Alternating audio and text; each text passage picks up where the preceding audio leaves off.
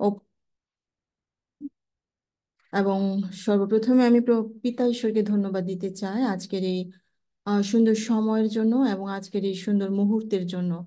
কেননা তার অযাচিত দয়া এবং তার অনুগ্রহে আজকে আরেকটি বার আমরা এখানে মিলিত হওয়ার অপূর্ব সুযোগ পেয়েছি। তাই আজকের দিনে সমস্ত গৌরব, সমস্ত প্রশংসা প্রভুকে দিতে চাই। প্রভু যেন গৌরবান্বিত হয় আজকে আমাদের প্রত্যেকের মধ্য দিয়ে।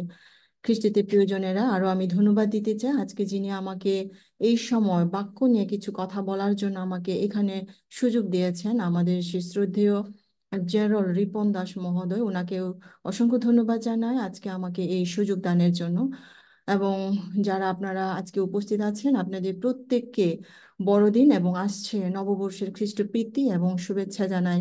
আমি বিশ্বাস করি আপনারা এই যিশুর জন্মদিন অবশ্যই আপনারা বিভিন্নভাবে আপনারা এটা সেলিব্রেট করছেন, আপনারা বিভিন্নভাবে প্রভুর জন্য নিজেদেরকে সমর্পণ করছেন। এবং নানান ধরনের অ্যাক্টিভিটিস আমাদের এখানে চলছে। আমাদের প্রত্যেক গ্রামে গ্রামে, শহরে শহরে, বাংলাদেশের আনাচে কানাচে প্রভুর সেই নাম উচ্চধ্বনি হচ্ছে। তাই প্রভুর গৌরব করি, প্রভুর প্রশংসা করি এবং আপনাদের প্রত্যেককে আবারও আমাদের পরিবারের পক্ষ থেকে এবং বাংলাদেশ ডিভাইন চার্চ, ডিভাইন মিনিস্ট্রির পক্ষ থেকে খ্রিস্টপ্রীতি এবং শুভেচ্ছা জানাই। তো প্রিয়জনেরা, আসুন আমরা আমাকে বলা হয়েছে যে আমি যেন পরিচয় দেই, সব সময় আমি আসলে ভুলে যাই। তো আসলে আমার পরিচয়, আমি সাধনা হাগিদক। আমার স্বামীর নাম রেভা সিদ্ধার্থ জাম্বল। আমার 3 মেয়ে আছে এবং আমাদের গ্রামের বাড়ি বা আমাদের ডিস্ট্রিক্ট নেত্রকোনা জেলা। হয়তো আপনারা চিনতে পারেন যে বিরিশিরি অথবা রানীখং মিশন অথবা চীনামাটি পাহাড়, সেটার কাছাকাছি আমাদের বাড়ি। মাঝখানে পড়েছে আমাদের বাড়ি এবং গারো পাহাড়ের পাদদেশে আমাদের সেই বাড়ি, মেঘালয়ের পাশেই।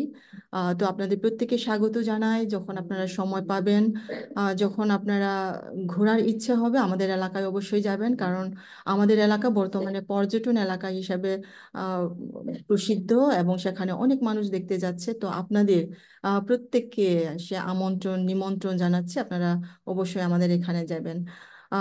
প্রিয়জনেরা, আসুন আমরা বাক্য বিভাজনের পূর্বে আমরা আরেকটি বার আমরা সমর্পিত হই। আমি এবং আমরা সবাই আমরা প্রভুর কাছে সমর্পিত হই। প্রিয় যিশু, তোমাকে ধন্যবাদ জানাই আবারও। আমি সমর্পিত হই প্রভু আজকে। যে বাক্য প্রভু তুমি দিয়েছো প্রভু, এই বাক্য নিয়ে যেন কিছু সময় যেন আমরা একে একজন আরেকজন আমরা শেয়ারিং এর মধ্য দিয়ে অতিবাহিত করতে পারি প্রভু, সেই সুযোগ তুমি দাও। এবং পবিত্র আত্মার শক্তি প্রভু তুমি আমাকে দাও। আমি নয়, কিন্তু প্রভু তুমি নিজে আমাকে নিয়ন্ত্রণ করো এবং তোমার বাক্য প্রভু তুমি আজকে বিভাজন করো প্রভু। যারা আছে প্রভু আমাদের এই ডিভাইসে, প্রত্যেকজনকে আশীর্বাদ করো। আমরা প্রত্যেকে যেন আত্মায় উদ্দীপ্ত হয়ে যেন আজকে তোমার বাক্যে যেন আমরা অংশগ্রহণ করতে পারি প্রভু, তুমি সেভাবে তুমি সাহায্য করো। এবং আমাদের প্রত্যেকের সঙ্গে থাকো এই উপাসনার প্রথম থেকে শেষ পর্যন্ত প্রভু, তোমার সে আত্মার বর্ষণ, আত্মার পরিচালনা প্রভু তুমি দান করো। আমাদের সঙ্গে থাকো প্রিয় যিশু, তোমার নামে চাই, আমেন। আজকে খ্রিস্টতে প্রিয়জনেরা, আজকে আমি যে বাক্য নিয়ে আপনাদের সাথে কিছু সময় অতিবাহিত করতে চাই সেটা হচ্ছে যে অনুযোগ। আমরা অনুযোগ শব্দের সাথে আমরা সকলে পরিচিত আছি। যে আমি এই বিষয় নিয়ে আর কিছু বলতে চাই না এবং আজকে কোনো গল্প বা কোনো আত্মসাক্ষর মধ্য দিয়ে আমি শুরু করতে চাই না। আমি সরাসরি আমি বাক্যে যেতে চাই। যে আসলে বাইবেলে আমাদেরকে ঈশ্বর এবং যিশু কিভাবে অনুযোগ করেছেন সেগুলো আমি বাক্যগুলো আমি পড়ে শোনাতে চাই আপনাদের আপনাদের জন্য, কারণ আপনারা বাক্য বিভাজনে আমার চাইতে অনেক পারদর্শী। তো আমি একটি বিষয় অনুরোধ করব, দয়া করে আপনারা যে বিষয়গুলো আমি পড়ব দয়া করে আপনারা মনোযোগ সহকারে শুনবেন এবং বিষয়গুলো বোঝার জন্য আপনারা চেষ্টা করবেন। তো আমি আজকে এই অনুযোগ, যে অনুযোগ নিয়ে আপনাদের সাথে কথা বলতে চাই। তো বাইবেলে লেখা আছে গীত সংহিতা 50 অধ্যায় 16 থেকে 22 পদে লেখা আছে। যদি বাইবেল আপনাদের সাথে থাকে দয়া করে আপনারা আমার সাথে সংযুক্ত হবেন, বাইবেল খুলে দেখবেন এবং বিষয়গুলো আরো জানার জন্য চেষ্টা করবেন। এখানে লেখা আছে যে 16 পদে, কিন্তু দুষ্টকে ঈশ্বর কহেন, আমার বিধি প্রচার করিতে তোমার কি অধিকার? তুমি আমার নিয়ম কেন মুখে আনিয়াছ? তুমি তো শাসন ঘৃণা করিয়া থাকো, আমার বাক্য পশ্চাতে ফেলিয়া থাকো। চোরকে দেখিলে তুমি তাহার সহিত প্রণয় করিতে, তুমি ব্যভিচারীদের সহভাগী হইতে, তুমি মন্দ বিষয়ে মুখ বাড়াইয়া দিয়া থাকো। তোমার জিহ্বা ছল রচনা করে, তুমি বসিয়া নিজ ভ্রাতার বিরুদ্ধে কথা কহিয়া থাকো, তুমি আপন সহোদরের নিন্দা করিয়া থাকো। তুমি এই সকল করিয়াছ, আমি নীরব হইয়া রহিয়াছি। তুমি মনে করিয়াছ আমি তোমারই মতন, আমি তোমাকে ভৎসনা করিব ও তোমার সাক্ষাতে সমস্তের বিনাশ করিব। তোমরা যাহারা ঈশ্বরকে ভুলিয়া যাইতেছ, ইহা বিবেচনা করো, পাছে আমি তোমাদিগকে বিদীর্ণ করি, আর উদ্ধার করিবার কেহ না থাকে। খ্রিস্টতে প্রিয়জনেরা, অত্যন্ত একটি ভয়ঙ্কর ভয়ঙ্কর কথা, এবং অত্যন্ত আহ, একটি কঠিন একটি অনুযোগ ঈশ্বর এই বাক্যের মধ্য দিয়ে আমাদেরকে করেছেন। তারপরে আরেকটি বাক্য, যিশাইও তার 1 অধ্যায় 11 থেকে 15 পদে লেখা আছে, যেটা সেই সোদোম এবং গমোরা। আমরা এই ঘটনা সবাই জানি যে সোদোমের শাসনকর্তা সদাপ্রভুর বাক্য শ্রবণ করো, গমোরার প্রজাগণ আমাদের ঈশ্বরের ব্যবস্থায় কর্ণপাত করো। এটা যিশাইও তার 1 অধ্যায় 11 থেকে 15 পদে লেখা আছে। এইখানে লেখা আছে, সদাপ্রভু বলিতেছেন, তোমাদের বলিদান বাহুলে আমার প্রয়োজন কি? মেষের হোম বলিতে ও পুষ্ট পশুর মেদে আমার আর রুচি নাই। বৃষের কি মেষের কি ছাগের রক্তে আমার কিছুই সন্তোষ নাই। তোমরা যে আমার সাক্ষাতে উপস্থিত হইয়া আমার প্রাঙ্গণ সকল পদতলে দলিত করো, ইহা তোমাদের কাছে কে চাহিয়াছে? অসার নৈবেদ্য আর আনিও না, ধূপদাহ আমার ঘৃণিত। অমাবস্যা বিশ্রামবার সভার ঘোষণা, আমি অধর্মযুক্ত পর্ব সভা সহিতে পারি না। আমার প্রাণ তোমাদের অমাবস্যা ও নিরূপিত উৎসব সকল ঘৃণা করে, সেই সকল আমার পক্ষে ক্লেশকর। আমি সেই সকল বহন করিতে করিতে পরিশ্রান্ত হইয়াছি। তোমরা অঞ্জলি প্রসারণ করিলে আমি তোমাদের হইতে আমার চক্ষু আচ্ছাদন করিব। যদ্যপি অনেক প্রার্থনা করো, তথাপি শুনিব না। তোমাদের হস্ত রক্তে পরিপূর্ণ। খ্রিস্টতে প্রিয় ভাই বোনেরা, এখানে বলা হয়েছে যে অসার নৈবেদ্য আর আনিও না, ধূপদাহ আমার ঘৃণিত। অমাবস্যা বিশ্রামবার পর সভার ঘোষণা, আমি অধর্মযুক্ত পর্ব সভা সহিতে পারি না।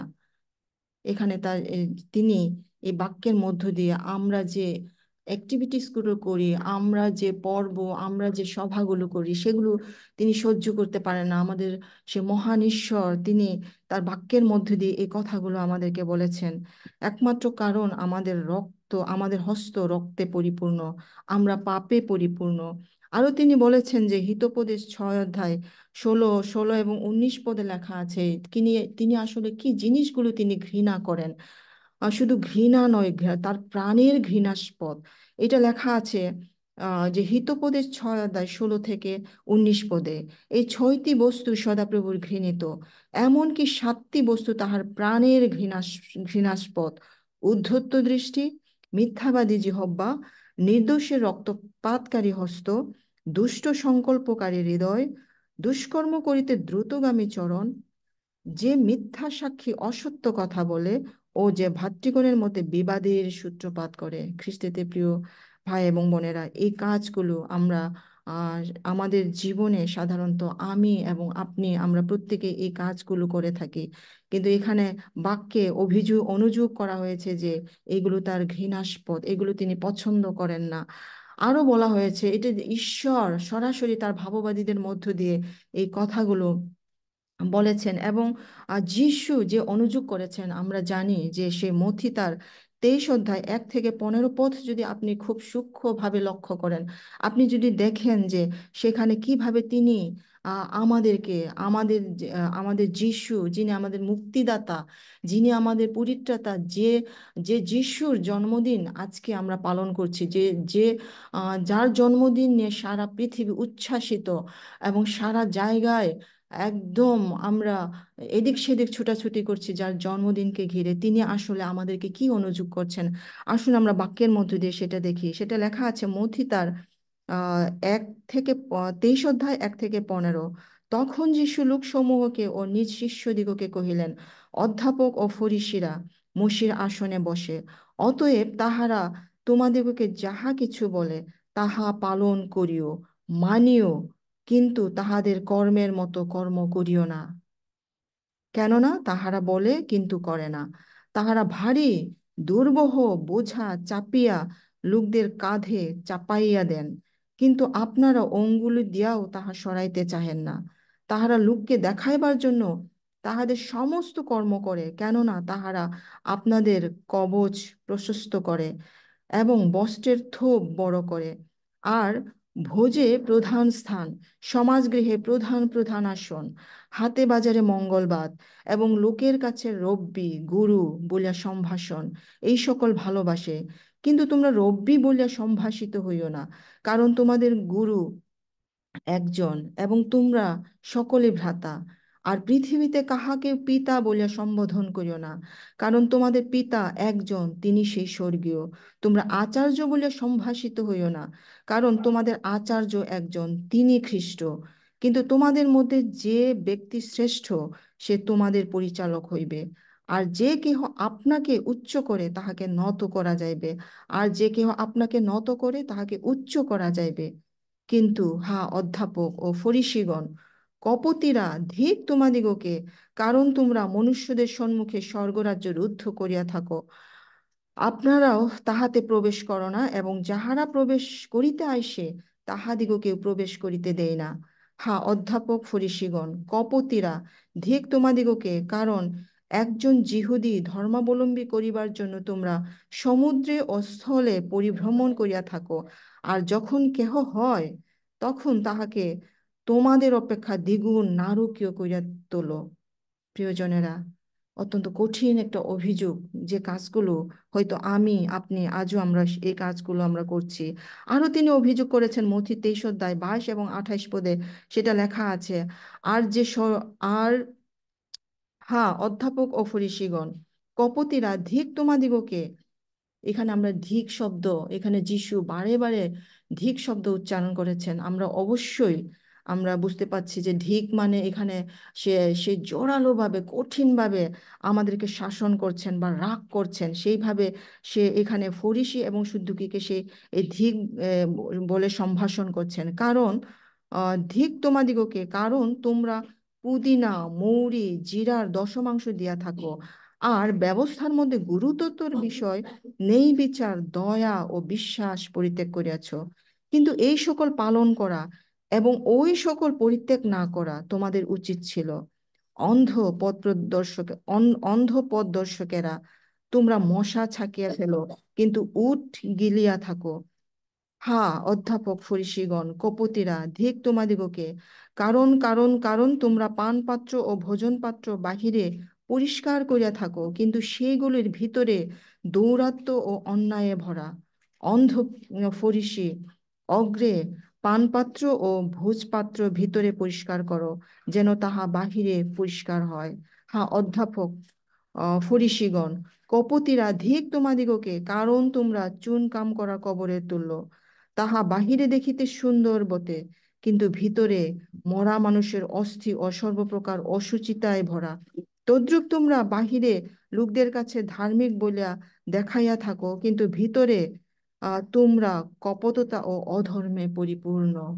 হালেলুইয়া। খ্রিস্টেতে প্রিয়জনেরা, সত্যি না, তিনি আমাদেরকে আজকে এই কথাগুলো, আজকে আমি যখন এই বিষয়গুলো দেখছিলাম, আমি চিন্তা করছিলাম যে এই বিষয় যিশু আজকে আমাকেই বলছে, ঈশ্বর আমাকেই বলছে ধিক। আমি সত্যি আজকে এই কাজগুলো, আমি এবং আমরা আমরা এই কাজগুলো আমরা সত্যি আমরা করছি, যার কারণে যিশু আমাদেরকেও আজকে এই অভিযোগগুলো করছেন।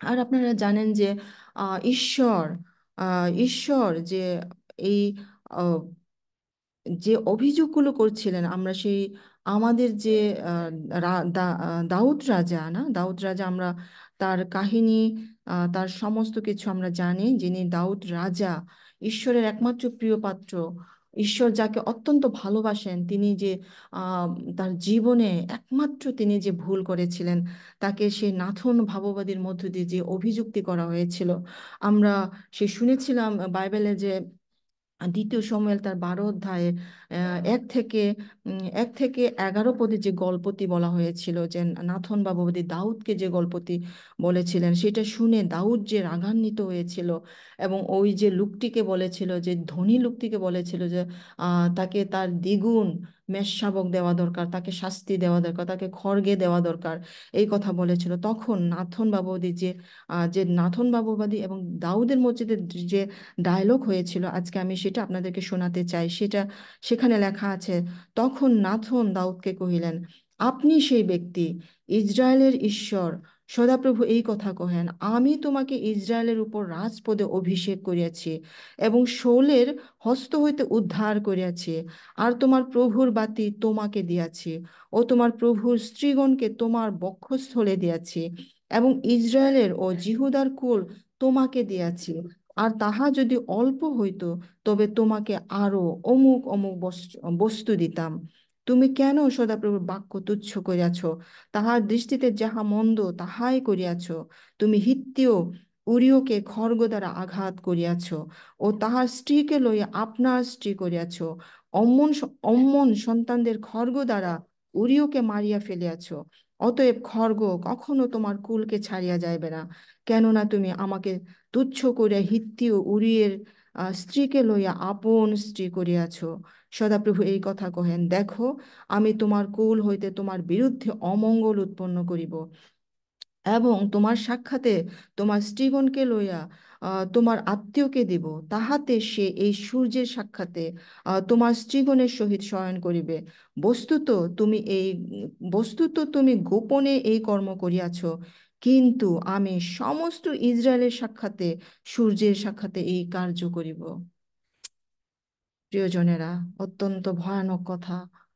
এই বাক্যগুলো যখন পড়ি তখন সত্যি ভীত হই, সত্যি সন্ত্রস্ত হই। আমাদের নিজেদের কার্যগুলো আমরা দেখতে পাই, সত্যি আমরা আসলে কি করছি। আমরাও এই পাপে পরিপূর্ণ, আমরাও এই সমস্ত কাজের সাথে জড়িত।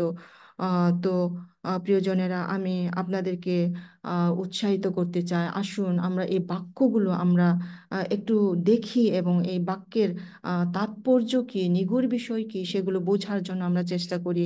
কারণ প্রভু, আমি বিশ্বাস করি যারা আজকে আপনারা এই ডিভাইসে আপনারা যারা উপস্থিত হয়েছেন, আপনারা সকলেই প্রভুর মনোনীত সন্তান এবং আপনারা প্রত্যেকজন প্রভুর পক্ষে আপনারা যুদ্ধ করছেন, প্রভুর পক্ষে আপনারা এগিয়ে যাচ্ছেন, প্রভুর সুসমাচার কাজে আপনারা নিয়োজিত আছেন এবং প্রভুর পক্ষে আপনারা দাঁড়িয়ে আছেন। তো আমাদের মধ্যে যদি এই সমস্ত অভিযোগগুলো থাকে, তাহলে আমরা কিভাবে আমাদের মণ্ডলী, আমাদের পরিবার এবং আমাদের সন্তানদের এবং এই বাংলাদেশকে আমরা কিভাবে আমরা পরিচালনা করব, আসলে এগুলো আমাদের চিন্তার বিষয়। এই সমস্ত বিষয় যদি আমাদের মধ্যে যদি থাকে, সে সাধু দাউদকে নাথন যেভাবে অভিযোগ করছিলেন যে তোমাকে মনোনীত করা হয়েছে কিন্তু তুমি এই এই এই কর্মগুলো করছো, সত্যি এই বাক্যগুলো আজকে হয়তো আমাকে এবং আপনাকেই বলছে। তো আমি আরো বাক্য আপনাদের কাছে একটু পড়তে চাই। সেটা হচ্ছে যে প্রথম তিমথিও তার 3 অধ্যায় 11 থেকে 13 পদে লেখা আছে, আমরা যারা ইভাঞ্জেলিস্টের কাজ করছি, আমরা যারা যারা প্রভুর পক্ষে কাজ করছি, আমরা যারা মণ্ডলীর রেভারেন্ড, পালক, পাস্টার বা আমরা যারা ইভাঞ্জেলিস্ট, আমরা যারা প্রভুর পক্ষে দাঁড়িয়ে আছি, আমাদের প্রত্যেকের জন্য সত্যি এই বাক্য আমাদেরকে উৎসাহিত করে। এই বাক্য হচ্ছে প্রথম তিমথিও তার 3 অধ্যায় 1 থেকে 13 পদে লেখা আছে, এই কথা বিশ্বসনীয়, যদি কেহ অধ্যক্ষ পদে আকাঙ্ক্ষী হন, তবে তিনি উত্তম কার্য বাঞ্ছা করেন। অতএব ইহা আবশ্যক যে অধ্যক্ষ অনিন্দনীয়, এক স্ত্রীর স্বামী, মিতাচারী, আত্মসংযমী, পরিপাটি, অতিথি সেবক এবং শিক্ষাদানে নিপুণ হন, মদ্যপানে আসক্ত কিংবা প্রহারক না হন, কিন্তু ক্ষান্ত, নির্বিরোধ, অর্থ লোভশূন্য হন, আপন ঘরের শাসন উত্তম রূপে করেন এবং সম্পূর্ণ ধীরতা সহকারে সন্তানগণকে বশে রাখেন। কিন্তু যদি কেহ ঘর শাসন করিতে না জানে, সে কেমন করে ঈশ্বরের মণ্ডলী তত্ত্বাবধান করিবে? তিনি নতুন শিষ্য না হন, পাছে গর্বান্ধ হইয়া দিয়াবলের বিচারে পতিত হন। আর বহিরস্থ লোকদের কাছেও উত্তম সাক্ষ্যপ্রাপ্ত হওয়া তাহার আবশ্যক, পাছে তিরস্কারে ও দিয়াবলের জালে পতিত হন। এইরূপে পরিচারকদের পরিচারকদের আবশ্যক যেন তাহারা ধীর হন, যেন দিবাক্যবাদী, বহু মদ্যপানে আসক্ত, কুৎসিত লোভের আকাঙ্ক্ষী না হন, এবং সূচি বিবেকে বিশ্বাসে নিগুড় তথ্য ধারণ করেন। আর আর অগ্রে তাহাদেরও পরীক্ষা করা হোক, যদি তাহারা অনিন্দনীয় হন তবে পরিচালকের কর্ম করুক। তদ্রূপ স্ত্রীলোকেরাও ধীর, অপবাদিকা, মিতাচারিণী ও সর্ববিষয়ে বিশ্বস্ত হন। পরিচারকেরা এক একজন এক এক স্ত্রী স্বামী হন, এবং সন্তান সন্ততি ও আপন আপন ঘর উত্তম রূপে শাসন করুক। কেননা যাহারা উত্তম রূপে পরিচালকের কার্য করিয়াছে, তাহারা আপনাদের জন্য সুপ্রতিষ্ঠা এবং খ্রিস্ট যিশু সম্বন্ধীয় বিশ্বাসে অতিশয় সাহস লাভ করেন। আমেন। সত্যি এই বাক্য আমাদের জন্য অত্যন্ত উৎসাহের। আপনি হয়তো হয়তো আজকে এসে অধ্যক্ষ পদে আছেন, আপনি হয়তো মণ্ডলী পরিচালনা করছেন, আপনি হয়তো যুব লিডার, আপনি হয়তো সানডে স্কুল পরিচালনা করছেন, আপনি হয়তো আপনার গৃহ পরিচালনা করছেন, আপনি গৃহের পরিচালক, আপনি আপনার সন্তানদের আপনি পরিচালনা করছেন। আসুন খ্রিস্টেতে প্রিয় ভাই বোনেরা, আমরা এই সমস্ত গুণের অধিকারী হই। আমাদের মধ্যে যে মানসিক যে অভিলাষগুলো রয়েছে, মানসিক যে কার্যগুলো রয়েছে, সে বেশ্যাগমন, অশুচিতা, শৈরিতা, প্রতিমা পুজো, কুহক, নানা প্রকার শত্রুতা, বিবাদ, ঈর্ষা, রাগ, প্রতিযোগিতা, বিচ্ছিন্নতা, দলভেদ, মাৎসর্য, মত্ততা, রঙ্গরস ও তৎসদৃষ্ট অন্য অন্য গুণ, এই সকলের বিষয়ে আমি তোমাদিগকে অগ্রে বলিতেছি, যেন পূর্বে বলেছিলাম, যাহারা এই প্রকার আচরণ করে তাহারা ঈশ্বরের রাজ্যের অধিকারী হইবে না। কিন্তু আত্মার ফল প্রেম, আনন্দ, শান্তি, দীর্ঘসহিষ্ণুতা, মাধুর্য, মঙ্গল ভাব, বিশ্বস্ততা, মৃদুতা, ইন্দ্রিয় দমন, এই প্রকার গুণের বিরুদ্ধে ব্যবস্থা নাই। আমেন। আসুন আমরা, আপনি যদি আজকে প্রভুর পরিচারক হয়ে থাকেন, আপনি যদি আপনি প্রভুর জন্য নিজেকে সমর্পিত জীবনযাপন করে থাকেন, এই সমস্ত গুণের আমরা অধিকারী হই, আত্মার ফলগুলো আমরা ধারণ করি। প্রথম পিতর তার 2 অধ্যায় 1 থেকে 2 পদে লেখা আছে, অতএব তোমরা সমস্ত দুষ্টতা, সমস্ত ছল এবং কপটতা ও মাৎসর্য ও সমস্ত বিবাদ পরিত্যাগ করিয়া নবজাত শিশুর নেই সেই পারমার্থিক অমিশ্রিত দুগ্ধে লালসা করো, যেন তাহার গুণে পরিত্রাণের জন্য বৃদ্ধি পাও। আমেন। আমরা যেন বৃদ্ধি পাই। এবং প্রথম পিতর তার 4 অধ্যায় 7 থেকে 11 পদে লেখা আছে, কিন্তু সকল বিষয়ের পরিণাম সন্নিকট, অতএব সংযমশীল হও এবং প্রার্থনায় নিবিষ্ট ও প্রবুদ্ধ থাকো। সর্বাপেক্ষা পরস্পর একাগ্রভাবে প্রেম করো, কেননা প্রেম পাপ রাশি আচ্ছাদন করেন। বিনা বচসাতে পরস্পর অতিথি সেবা করো। তোমরা যে যেমন অনুগ্রহ পাইয়াছ, তদানুসারে ঈশ্বরের বহুবিধ অনুগ্রহ ধনে উত্তম অধ্যক্ষের মতো পরস্পর পরিচর্যা করো। যদি কেহ কথা বলে, সে এমন এমন বলুক যেন ঈশ্বরের বাণী বলিতেছে। যদি পরিচর্যা করে, সে ঈশ্বরের দত্ত শক্তি অনুসারে করুক, যেন সর্ববিষয়ে যীশু খ্রিস্টের দ্বারা ঈশ্বর গৌরবান্বিত হন। মহিমা পরাক্রম যুগ পর্যায়ে যুগে যুগে তাহারই। আমেন। খ্রিস্টেতে প্রিয়জনেরা, অত্যন্ত চমৎকার বাক্য আজকে আমাদেরকে উৎসাহিত করছেন। তাই আমি আজকে আপনাদেরকে এই অনুরোধ করতে চাই, যেন গীত সংহিতা 50-এ যেভাবে লেখা লেখা আছে যে, কিন্তু দুষ্টকে ঈশ্বর কহেন, আমার বিধি প্রচার করিতে তোমার কি অধিকার? তুমি আমার নিয়ম কেন মুখে আনিয়াছ? আমাদের ঈশ্বর, আমাদের যিশু আমাদেরকে যেন এই কথা বলতে না পারে যে কেন আমার বিধি মুখে আনিয়াছ। আপনি আপনার আমার মধ্যে যদি আজকে এই খারাপ গুণগুলো থেকে থাকে, আসুন আমরা বর্জন করি এবং প্রভুতে আমরা আসক্ত হই। যে শয়তান যে আমাদের চারিদিকে গর্জন করছে, আমরা আসুন সেই শয়তানকে আমরা ভেঙে চুরে চুরমার করি, কারণ আমরা যদি প্রভুতে থাকি তাহলে কোনো হানি শয়তান আমাদের কাছে আসতে পারবে না। আসুন আমরা খ্রিস্টতে প্রিয়জনেরা, আপনাদের সকলকে ধন্যবাদ। আমরা একটি ছোট গানের মধ্য দিয়ে আজকে আমার এই বাক্য আমি শেষ করতে চাই।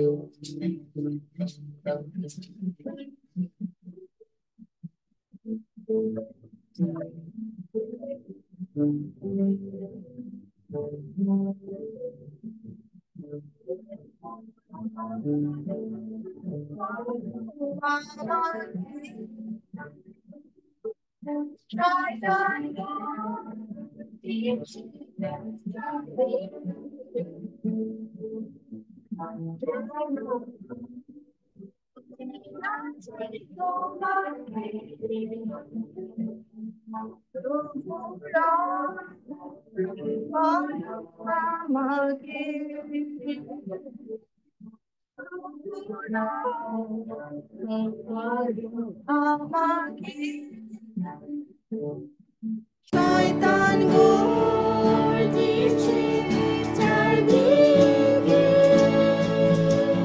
যেন ভুলে না যায় তোমাকে। প্রভু রক্ষা করো আমাকে।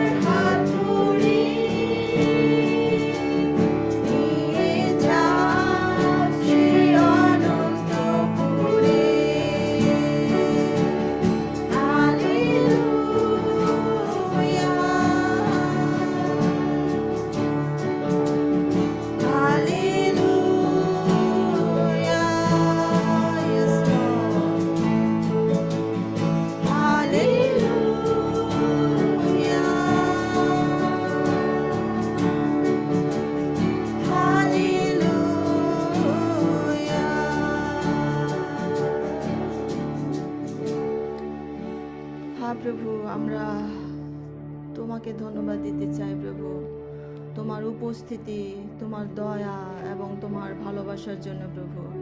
হ্যাঁ প্রভু, তোমার মহা অনুগ্রহে আজকের দিন পর্যন্ত আমরা আছি। তুমি নানানভাবে আমাদেরকে অনুগ্রহ করছো প্রভু। তোমার অনেক অভিযোগ প্রভু আমাদের প্রতি, কিন্তু প্রভু তুমি ক্রোধে ধীর এবং দয়াতে মহান ঈশ্বর প্রভু। তুমি যদি আমাদের পাপগুলো ধরো প্রভু, আমরা কোনোভাবেই দাঁড়িয়ে থাকতে পারবো না। তাই প্রভু তুমি যে অনুযোগগুলো প্রভু তুমি আজকে করেছো প্রভু, আমরা সমর্পিত হই, আমাদের সমস্ত অযোগ্যতা তোমার কাছে স্বীকার করি। আমরা যতজন আছি আজকে এই এভরিডে পরিবারে, এবং যারা ফেসবুক লাইভে আছে প্রভু, যারা ইউটিউবে আছে প্রভু, সবাইকে তোমার কাছে সমর্পণ করি। তোমার এই জন্মতিথির মাসে প্রভু, এবং নতুন বছরকে বরণ করার জন্য, নতুন বছরে আবারও তোমাকে নিয়ে চলার জন্য যে প্রতিজ্ঞাগুলো করব প্রভু, আমরা যেন সেগুলো যেন প্রভু আমরা করতে পারি প্রভু। সে শক্তি, সে পাওয়ার প্রভু তুমি দাও প্রভু। কারণ প্রভু তুমি আমাদেরকে বলেছো, আমি তোমাকে পরাক্রম দেব, আমি তোমাকে বুদ্ধি দেব, আমি তোমাকে সাহায্য করিব, এবং তুমি আমাদেরকে সেভাবে তুমি আমাদেরকে পরিচালনা করতে চাও প্রভু। হ্যাঁ, আমাদের হৃদয় আমরা খুলে দিতে চাই প্রভু। তুমি আমাদেরকে পরিচালনা করো প্রভু।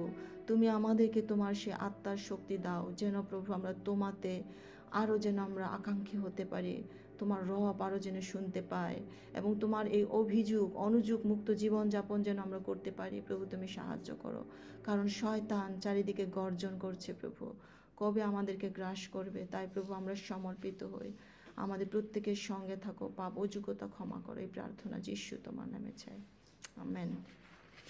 আমেন। ধন্যবাদ সবাইকে। আমেন। জয়